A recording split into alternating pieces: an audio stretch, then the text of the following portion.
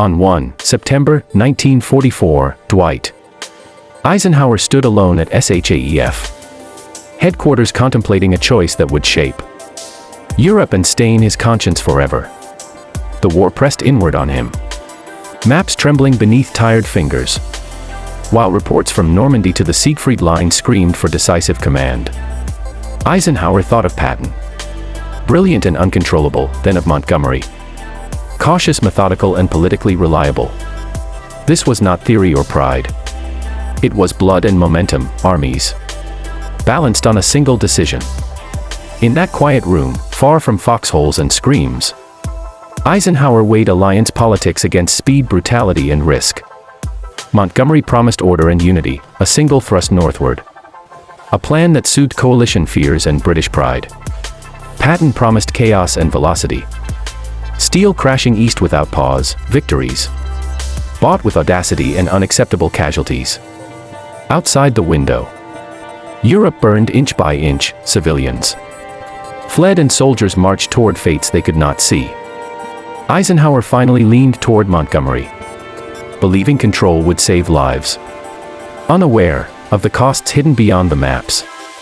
That choice would echo across fields and rivers, through Arnhem and beyond, where thousands would pay for caution.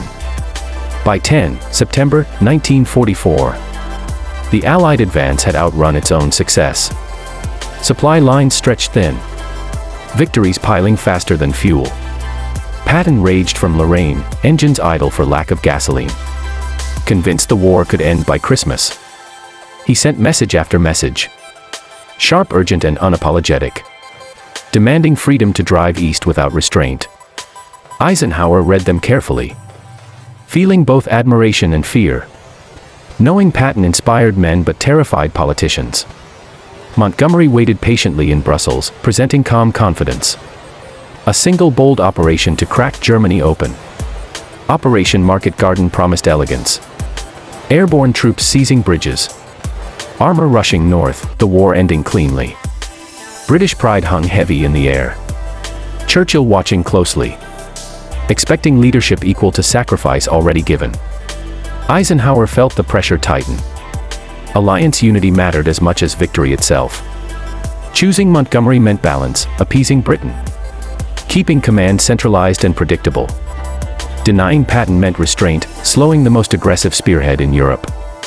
On the maps, arrows shifted north, away from Patton's hungry tanks, toward Dutch rivers and narrow roads. Soldiers followed those arrows without question, trusting men they would never meet. Fuel trucks rolled north instead of east, sealing Patton's frustration and Montgomery's moment. No one yet spoke of Arnhem as a grave, only as a stepping stone. Eisenhower believed control would prevent disaster, not realizing hesitation can be just as lethal as recklessness. On 17 September 1944, the skies over Holland filled with parachutes, silk blossoms drifting toward destiny. Young men jumped into history, believing the war was almost over, believing speed would save them. Montgomery's plan unfolded with confidence. Radios crackled, commanders smiled, and cameras rolled. Eisenhower watched from afar, trusting the design, trusting order over instinct. But the ground told another story. Narrow roads clogged armor, delays multiplied, and timing slipped. German resistance stiffened unexpectedly. Veteran units regrouped faster than predicted. At Arnhem, British paratroopers landed bravely, holding bridges longer than anyone believed possible. They waited for armor that never arrived, fighting house to house, street by street.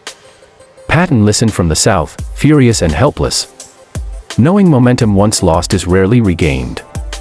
His tanks sat ready, crews restless, engines humming without purpose. Eisenhower received reports growing darker, optimism fading behind coded language. Each hour cost lives, each delay tightening the noose around airborne forces. Montgomery insisted success was still possible, confidence masking cracks beneath the surface. In the Dutch fields, wounded men called for help. Medical supplies ran dry, hope thinned. The gamble for unity now demanded payment, and the currency was human blood. Eisenhower felt the weight settle fully. realizing decisions made in calm rooms explode violently at the front. By 25 September 1944, the last defenders at Arnhem fell back across the river. Broken, exhausted, and furious, Market Garden collapsed quietly, not with headlines, but with bodies left behind in flooded fields. Eisenhower received the final casualty figures. Thousands lost for ground never held. The silence after the operation felt heavier than defeat, because the mistake was unmistakably human. Montgomery defended the plan publicly, calling it 90% successful. Words that cut survivors deeply. British paratroopers returned hollow-eyed, haunted by bridges that became traps. Patton watched the failure unfold, bitterness sharpening his certainty. That speed had been sacrificed for politics. He drove east anyway when allowed, smashing German lines with relentless pressure. His advance proved what might have been, but history does not reward hypotheticals. Eisenhower now faced a fractured command. Trust strained between allies. Confidence quietly eroding. The Germans recovered precious time, rebuilding defenses along the Rhine. Winter crept closer, snow replacing dust, suffering multiplying in frozen trenches.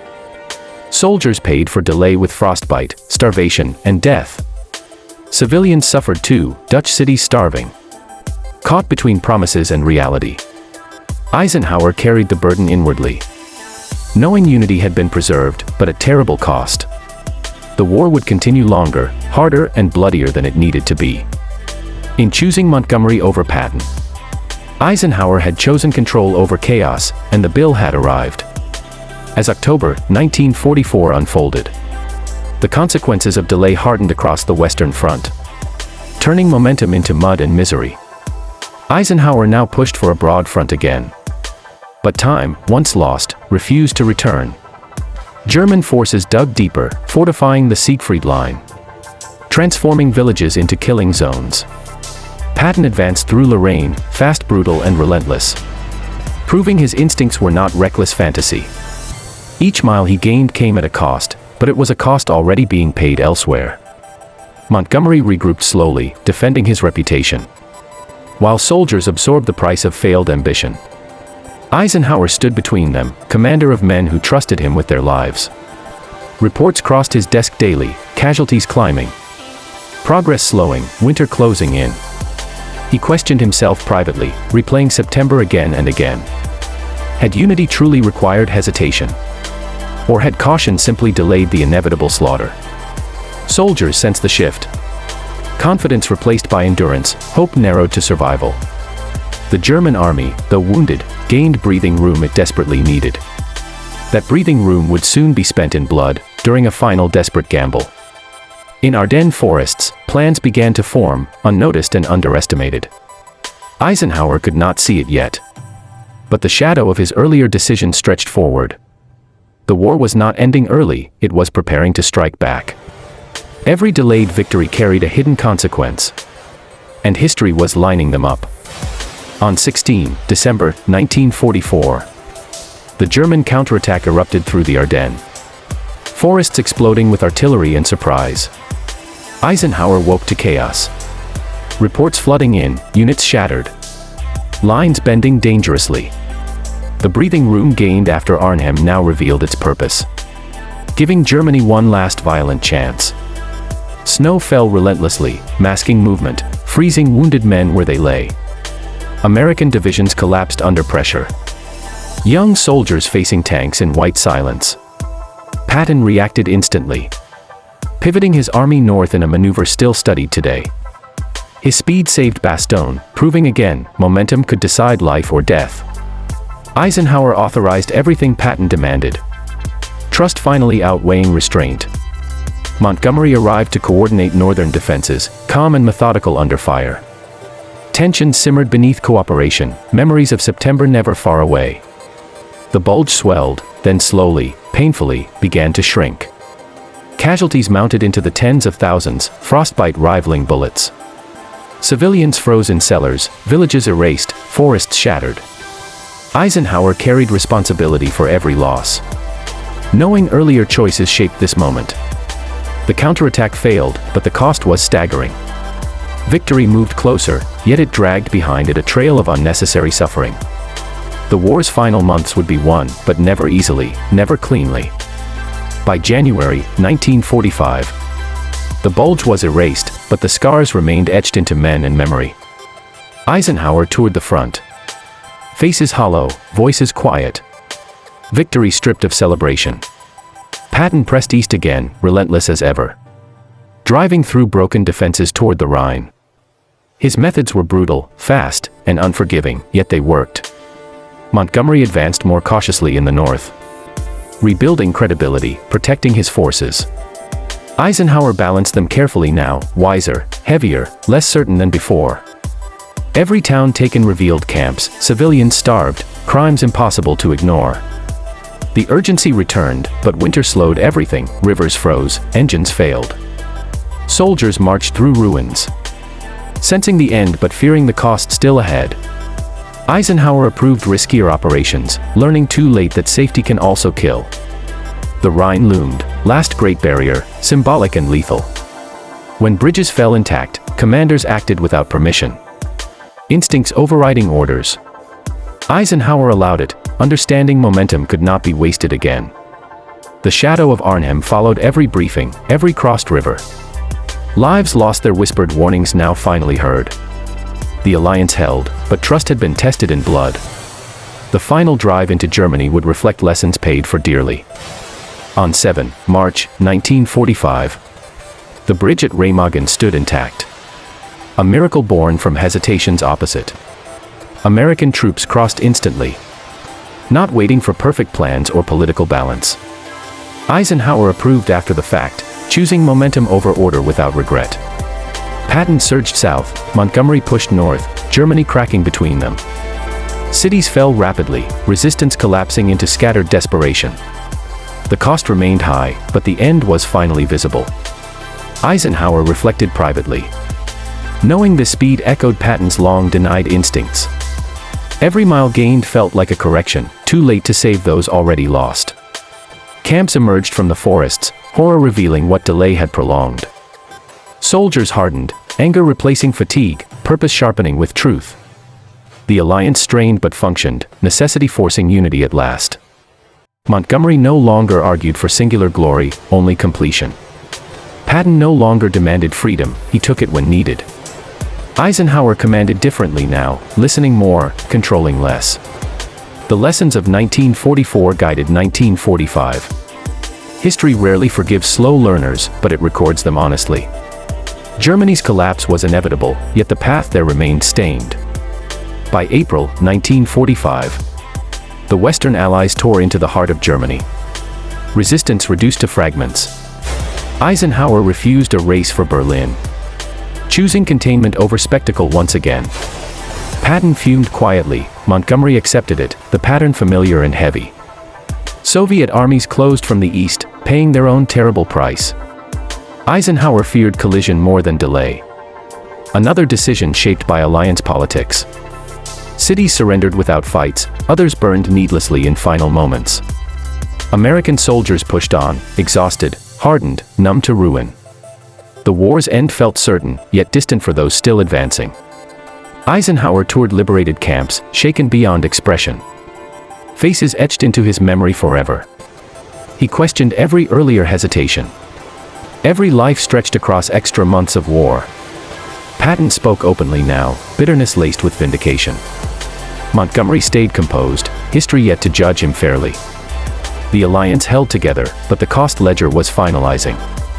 Each extra day meant more graves, more ruined families. Germany collapsed piece by piece, surrender approaching. Eisenhower carried victory without triumph, burdened by choices that could not be undone.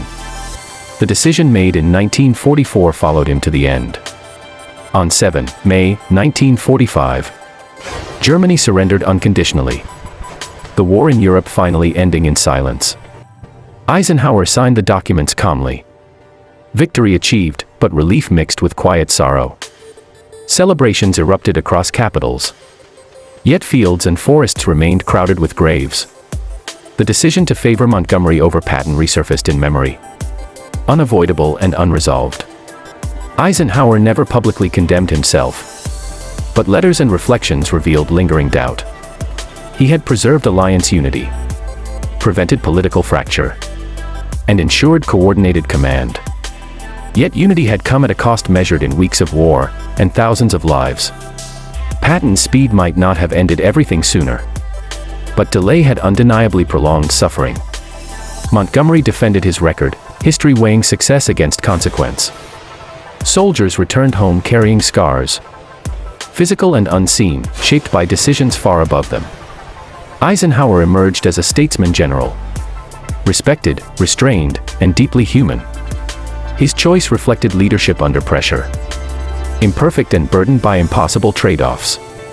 Wars are not only won by brilliance, but by compromise, fear, and restraint. This story is not about heroes or villains, but about cost. Because every command decision ripples outward, into lives that cannot be recovered.